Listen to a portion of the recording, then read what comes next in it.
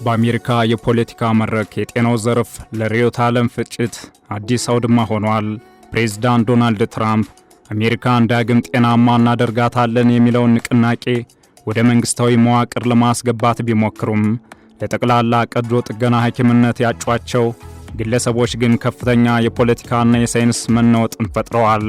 በተለይም የካሴ ሚንስ እጩነት መሰረዝና በምትካቸው የዶክተር ኒኮል ሳፊየር መታጨት በአስተዳደሩ ውስጥ ያለውን ስልታዊ ለውጥና በሴኔቱ ያለውን ተቃውሞ ቁልጭ አድርጎ ያሳያል። ይህ ሹመት የሕዝብ ጤናን በሳይንሳዊ ግኝቶች ወይስ በፖለቲካዊ ፍላጎቶች ለመምራት የታለመ ነው? አዲሱ እጩ ከቀድሞዋ በምን ይለያሉ? በዛሬው ጥልቅ የትንታኔ ዘገባችን ከዋይት ሃውስ በስተጀርባ ያለውን የሹመት ሽኩቻ፣ የሳይንስ ማህበረሰቡን ስጋትና የኤምኤኤችኤ ንቅናቄን የወደፊት ዕጣ ፈንታን በተመለከተ በዛሬው የትንታኔ ዘገባችን እንመለከተዋለን። ዳዊት አርያ ያዘጋጀውን አበረ ስሜን አቀርበዋለሁ።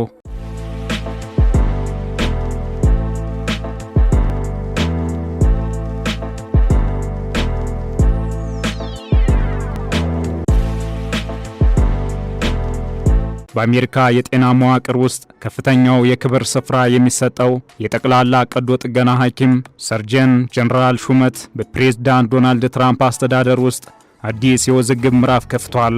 ፕሬዝዳንቱ መጀመሪያ ላይ የጤና ተሟጋችና የዌልነስ ኢንፍሉዌንሰር የሆኑትን ካሴ ሚንስን በእጩነት ቢያቀርቡም በሴኔቱ ውስጥ በገጠማቸው ከፍተኛ ተቃውሞ ምክንያት እርሷን አንስተው በምትኳ የፎክስ ኒውስ የሕክምና ተንታኝ የሆኑትን ዶክተር ኒኮል ሳፊየርን አጭተዋል። ይህ ውሳኔ የትራምፕ አስተዳደር በጤናው ዘርፍ ላይ ሊያመጣ የፈለገውን አክራሪ ለውጥና ከባህላዊ የሕክምና ተቋማት ጋር ያለውን ግጭት በግልጽ ያሳያል። የኒውዮርክ ታይምስ ዘገባ እንደሚያመለክተው ካሴ ሚንስ ከእጩነቷ እንድትነሳ የተደረገው በቫክሲን ደህንነትና በአማራጭ ሕክምናዎች ላይ ያላት አቋም በሪፐብሊካኑ ሴናተሮች ዘንድ እንኳን ሳይቀር ተቀባይነት በማጣቱ ነው። ካሴ ሚንስ በስታንፎርድ ዩኒቨርሲቲ የሕክምና ትምህርቷን ብታጠናም ቀዶ ጥገናን በመተው ወደ አማራጭ ሕክምና ማዘንበሏ በሳይንሳዊው ማህበረሰብ ዘንድ ጸረ ሳይንስ የሚል ቅጽል ስም እንድትቀዳጅ አድርጓታል። በተለይም ሜታቦሊክ ጤና በሚለው ጽንሰ ሐሳቧ ስር የስኳር፣ የካንሰርና የልብ በሽታዎችን በአመጋገብ ብቻ ማከም ይቻላል የሚለው አቋሟ ከታዋቂ የጤና ተቋማት ጋር እንድትጋጭ አድርጓታል። እንደ ሮይተርስ የዜና ወኪል ዘገባ የሪፐብሊካኑ ሴናተር ቢል ካሲዲ በሚንስ የቀረቡትን አንዳንድ ሐሳቦች በመረጃ ያልተደገፉና ለሕዝብ ጤና አደገኛ ሊሆኑ እንደሚችሉ ስጋታቸውን ገልጸው ነበር።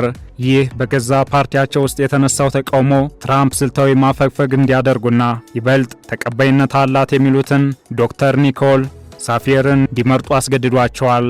ዶክተር ኒኮል ሳፊየር በሜሞሪያል ስሎዋን ኬተሪንግ የጡት ካንሰር ምርመራ ዳይሬክተርና በዘርፉ ሰፊ ልምድ ያላት ራዲዮሎጂስት በመሆኗ ከካሴ ሚንስ በተሻለ ሕክምና ተሞክሮ አላት ተብሎ ይታሰባል። ሆኖም የሳፊየር መታጨትም ቢሆን ከውዝግቡ የጸዳ አይደለም። ያሁ ኒውስ እንደዘገበው ሳፊየር በኮቪድ-19 ወረርሽኝ ወቅት የመንግስትን የገደብ ፖሊሲዎች፣ የጭንብል አጠቃቀምና የትምህርት ቤቶች መዘጋትን አጥብቃ በመቃወም ትታወቃለች። አሜሪካን ዳግም ጤናማ እናደርጋታለን በሚለው መጽሐፏም አሜሪካውያን ለጤናቸው የግል ኃላፊነት መውሰድ እንዳለባቸውና የመንግስት ጣልቃ ገብነት መቀነስ እንዳለበት ትሟገታለች። ይህ አቋሟ ከትራምፕ ኤምኤኤችኤ አጀንዳ ጋር የሚጣጣም ቢሆንም በሕዝብ ጤና ባለሙያዎች ዘንድ ግን የመንግስት የጤና ጥበቃ ኃላፊነት ወደ ግለሰቦች ማሸሽ ነው የሚል ትችት አስከትሏል። የዚህ የሹመት ለውጥ ታሪካዊ ዳራ ሲታይ የአሜሪካ የጤና ፖለቲካ ከቅርብ ዓመታት ወዲህ በከፍተኛ ሁኔታ እየተከፋፈለ መምጣቱን እንረዳለን።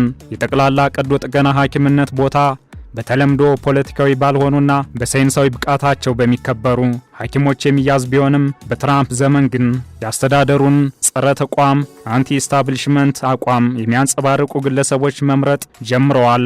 የቢቢሲ የፖለቲካ ተንታኞች እንደሚሉት የትራምፕ ዓላማ ባህላዊ የጤና ተቋማትን እንደ ሲዲሲና ኤፍዲኤ ያሉ መዋቅር መበታተን እንዲሁም ይበልጥ ለግል ነጻነት ቅድሚያ የሚሰጥ የጤና ፖሊሲን መተግበር ነው።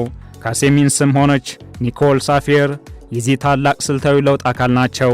ከባለሙያዎቹ እይታ አንጻር ሲታይ የሳፊየር መታጨት የሕክምና ሙያውን ክብር በመጠኑ ሊጠብቁ ቢችሉም በፖሊሲ ደረጃ ግን ትልቅ ስጋት መኖሩ አልቀረም። የጆን ሆፕኪንስ ዩኒቨርሲቲ የህዝብ ጤና ተመራማሪዎች እንደሚገልጹት የጠቅላላ ቀዶ ጥገና ሐኪም ዋነኛ ስራ ሳይንሳዊ መረጃዎችን ለህዝብ ግልጽ በሆነ መንገድ ማድረስ ነው። ሆኖም ሳፌር ቀደም ሲል የነበራት የፖለቲካ ተንታኝነት ሚናና በሳይንሳዊ መረጃዎች ላይ ያላት የግል ትርጓሜ ለሹመቱ ገለልተኝነት እንቅፋት ሊሆን ይችላል።